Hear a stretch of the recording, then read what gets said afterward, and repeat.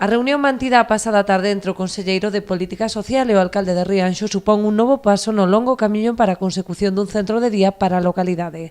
José Manuel Rei Varela expresou a boa disposición da Xunta para colaborar no cofinanciamento de prazas públicas. Aínda así, dende a Consellería lembran que a dotación deste tipo de recursos responde a unha estrategia de planificación supramunicipal, posto que pretenden dar cobertura a un área xeográfica máis ampla e non a un só concello. Por esta razón, a construción do centro deberá ser asumida con fondos da Deputación, que xa se comprometeu a financiar o 50% da obra, e do propio Concello. Que vai ser un proxecto que financiemos Deputación e Concello de Rianxo, que teñamos que abandeirarnos, pero polo menos non nos pechan a porta a unha confinanciamento das prazas ou da asignación do recurso individualizado a cada persoa, que era tamén algo que nos preocupaba, para que pudera permanecer na esfera pública esa actuación que puderamos acometer con fondos propios e da Deputación. Entón, esa foi a parte, digamos, positiva.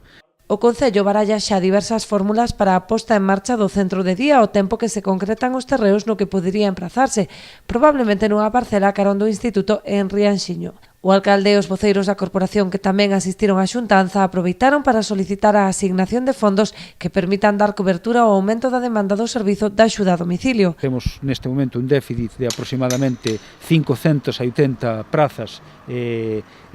horas de atención de axuda a domicilio, da que quedaron de alguma maneira en intentar dar saída ao longo do verán. Entón temos un déficit que é importante, estamos falando de casi 7.200 horas, é importante ese déficit que necesitamos resolver o máis axiña posible.